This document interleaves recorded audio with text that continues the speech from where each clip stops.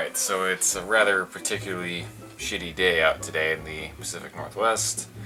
I am not feeling all that great. I am still rather haggard looking today. But I wanted to. I got a full day planned out of just like I'm just gonna be camping in front of the TV. I'm just gonna be catching up on everything that I've missed this year, movie-wise. A lot of stuff is on the PlayStation Network, but before I get started, I didn't want this to slip by because I saw John Wick over the weekend, and this was my lead up to the movie. Was I saw the trailer for it and it looked hilarious. It looked like a transporter type action movie. Like it looked very silly and whatever. And I got off work or not off work, but got done with my day, and then I texted my friend Kyle and was like, "Hey, would you be up for a movie later? I was thinking John Wick, just lay back with a buddy action movie. It'll be great." So we went and saw. We sat down to the movie again, thinking that it was gonna be just kind of like this no-brain, really loud action movie starring Keanu Reeves. And I actually ended up running into a friend of mine there, who sat with me or sat with us and watched it. And I was very wrong about the movie. But I mean that in a good way, because John Wick kicks ass. Like that, I was not ready for that movie at all. Even like with the expectation set now, if you wanted to go and see it, now that you know that it's not going to be some big mindless action movie, even still, like it stands on its own. People that were saying that 47 Ronin was going to be Keanu Reeves' big comeback, fuck that movie. This is going to be, like, if anything, this would be his comeback movie. It's for those of you who don't know, it's not a plot that you haven't heard before. It's on paper very identical to a lot of the stuff you've already seen. It's just another former hitman that somebody fucks with him and he gets back into, he unleashes his skills. There was a movie just a couple weeks ago called The Equalizer with Denzel Washington that was almost pretty much the exact same thing. The difference between them, though, is that this gets you on his side way better and way faster. They don't. You have to know, when I went into it, I was thinking like it was going to be just guys in suits beating each other up, bad one-liners, the whole deal. And it would just be like a competently done action movie. But I sit down, the movie starts, and like the first 5 minutes has no dialogue. The way they edit the movie is really interesting. He has like PTSD flashbacks of the things that he's lost over the course of time. It's never like a full flashback. You just get like bits and pieces. That was another thing that interested me in the movie too, is that they never ever do, when they do a flashback, it's like they pause what's happening currently, and then that you see like a whole other like mini movie or a whole other scene explaining the flashback, and then we come back. But in this, they explain everything. They build this whole world of assassins and hitmen and how this, what's the word I'm looking for? Culture? How this whole other world works.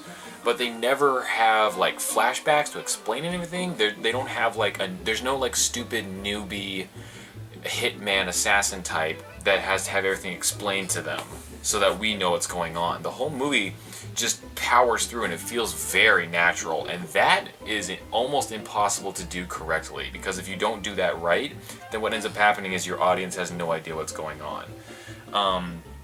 If you can pull that off well, that's a result of a really good director.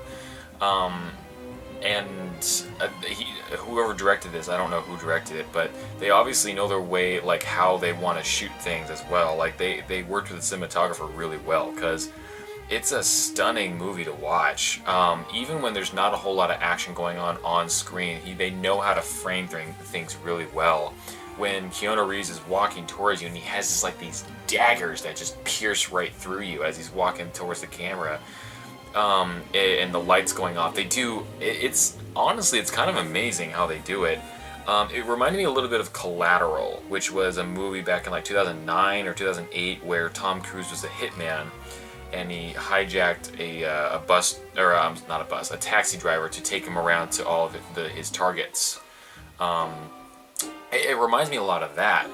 Tom Cruise had a little bit more to work with, though, because he's a shorter guy and it's hard to come off that intimidating when you're that teeny. Keanu Reeves is a naturally, like, he's a big guy. Like, imagine a giant, right? But then put him in a suit, clean him up a little bit, and he still has that beast reserve in him. Like, he's just waiting for the chance to just unleash. And that's the whole movie. He is just him going on a rampage. It's like an old school 80s, 90s unstoppable, not serial killer. He's not a serial killer. It does have kind of a slasher quality to it because he's unstoppable. Everyone that goes up against him is just wasted. And which takes me to the action, which you would think Keanu Reeves is like, he's either like mid 40s or late 40s. He's got to be pushing 50. He doesn't look that old, but compared to, previous, you can tell there's a difference. You can tell he's gotten up there. And the first action scene worried me because they very obviously frame it to hide his face. Like, he has his back to the camera. You can tell that it's not really him.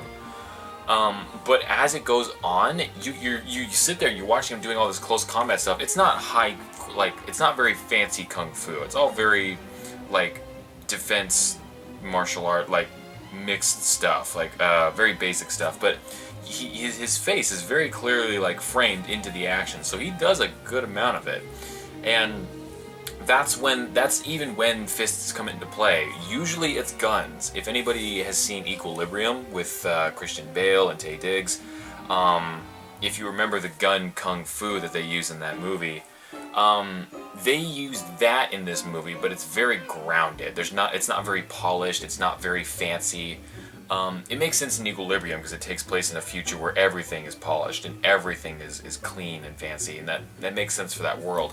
This is a grim, gritty, dark, and dank kind of movie, so having the action be the exact same thing is a good reflection of it. You wince a lot when you watch it too. He really likes to double tap. I'll just leave it at that. Again, going back to Collateral again, it has a lot of the same vibes, but it's there's not as many arbitrary plot lines or characters going on. I think the only real gripe that I have with John Wick is that the movie technically should have ended at a certain point, and then it just kind of keeps going. And in so doing, it wraps up by the last 10-15 minutes of the movie. It's like the movie stops and realizes, like, oh shit, we set up all these characters and all these plot lines, and we don't have time to resolve them all, so just bleh. And they just wash it away really quickly, and it's very rushed, and it feels like a different movie. It honestly kind of feels like the movie I initially thought I was signing up for. And it's a bummer because it's all stuff that could have been left open for a sequel, especially given if you listen to the conversation that he has with Willem Dafoe's character when they're under a bridge. If you really apply what they're talking about to the context of the movie and what we've seen up until then, they could have very easily just ended without the extra action scene at the end. But for whatever reason they do. And it's not a terrible ending, it's just, it probably would have been a little wiser to cut it a little short. It's already like an hour-and-a-half movie, though, so... everyone does a great job. What's his name? Dickless from Game of Thrones plays the perfect shithead that you want to see get punished. John Leguizamo showed up, and I wish he was around more. He seems to just be getting, like, bit roles, taking what he can get. Dude still looks good in the suit, still can, like, act. I kind of wish he had more of, like, a stronger supporting role. I don't know if I could see him in, like, a leading thing, but the number one thing that I want to leave off with John Wick is that, yes, you've seen the whole revenge hitman type movie before, but what this one has that the others don't have is Keanu Reeves acting. He actually... I mean, say what you will about him, I've always liked him just fine. Sure, I have not cared for his acting before in the past. Sure, there have been projects he's involved in that I have not been a fan of, but you could say that about any actor or actress almost. Everybody has at least a few. Like I said, even when I wasn't a fan of his acting in a particular movie, he's always chosen really interesting movies, like Constantine. was really fascinating to me. I really liked how Constantine turned out.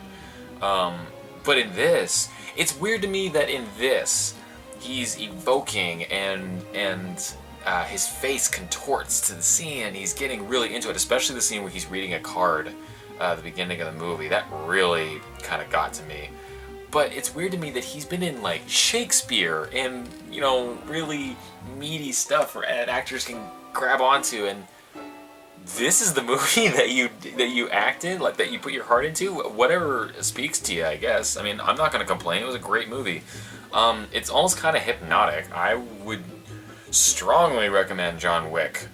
It's easily gonna be up in my top 10 of the year. I think it was hugely surprising and entertaining. Very well polished, very well put together.